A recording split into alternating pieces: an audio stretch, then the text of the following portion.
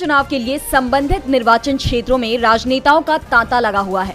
सभी राजनीतिक दलों के नेताओं ने जनता के बीच अपना संदेश पहुंचाने के लिए उनसे वोट की अपील करने के लिए पूरी ताकत झोंक दी है। कांग्रेस सांसद राहुल गांधी की आज चांदनी चौक में रैली रही, तो वहीं उन्होंने बीजेपी पर निशाना साधते हुए ट्वीट किया कि नरेंद्र मोदी ने किसानों को 3 काले कानून दिए थे, हम उनके लिए 3 संजीवनी लेकर आए हैं। पहली संजीवनी एमएसपी की कानूनी गारंटी, दूसरी संजीवनी कर्ज माफी और जीएसटी मुक्त किसानी, तीसरी संजीवनी 30 दिन के अंदर फसल बीमा की रकम का भुगतान। वहीं 5वें चरण के लिए मुंबई में इंडिया गठबंधन के नेताओं ने संयुक्त प्रेस कॉन्फ्रेंस कर बीजेपी पर जमकर हमला बोला। कांग्रेस के राष्ट्रीय अध्यक्ष मल्लिकार्जुन खड़गे ने पीएम मोदी को विश्वासघाती और धोखेबाज तक बता दिया। उन्होंने कहा कि महाराष्ट्र की सरकार धोखा और विश्वासघात के आधार पर बनाई गई है, जिसका समर्थन खुद पीएम मोदी कर रहे हैं। खड़गे ने पीएम मोदी पर अपने चुनावी भाषणों के जरिए लोगों को भड़काने और समाज को बांटने का आरोप लगाया।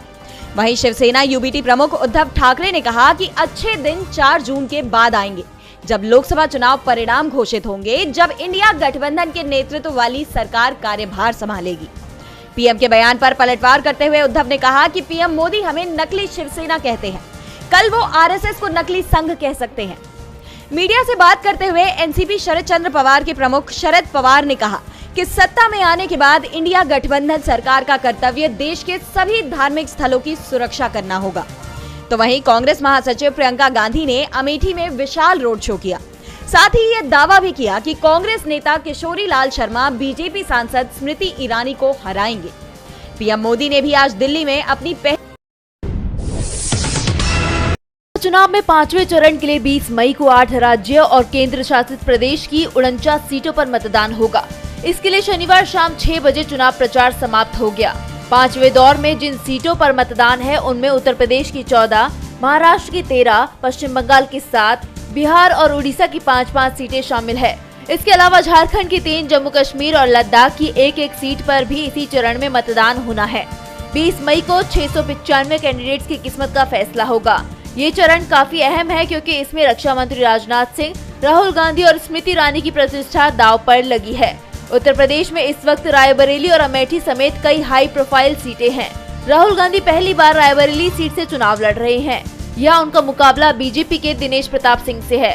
तो वहीं अमेठी से किशोरी लाल शर्मा का मुकाबला बीजेपी की स्मृति ईरानी से है। लखनऊ से केंद्रीय मंत्री राजनाथ सिंह, बीजेपी का मुकाबला सपा उम्मीदवार रविदास मेहरोत्रा से है।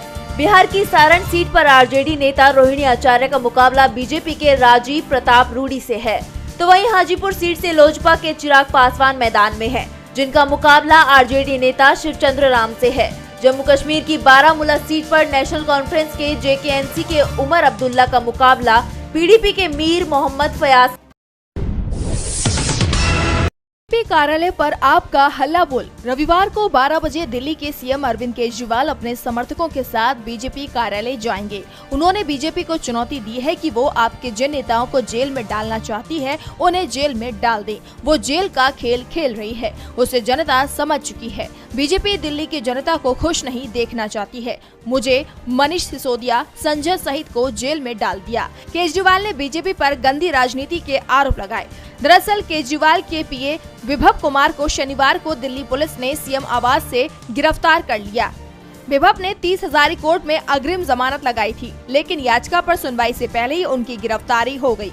बाद में कोर्ट से याचिका खारिज कर दी गई। दरअसल विभव पर आप सांसद स्वाति मालीवाल ने गंभीर आरोप लगाए हैं। स्वाति ने कहा कि विभव कुमार ने सीएम आवास में उनके साथ मारपीट की। स्वाति ने इसकी एफआईआर दर्ज कराई, लेकिन इसके बाद एक के बाद एक 2 वीडियो सामने आए, जिसे लेकर आपने स्वाति को ही सवालों के घेरे में खड़ा कर दिया।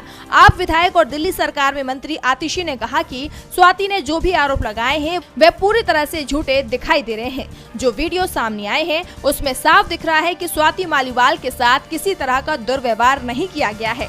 स्वाति बीजेपी के इशारे पर आरोप लगा रही है क्योंकि एसीबी की जांच में वो फंसी हुई हैं। अगर उनके फोन कॉल की जांच की जाए तो सच्चाई सामने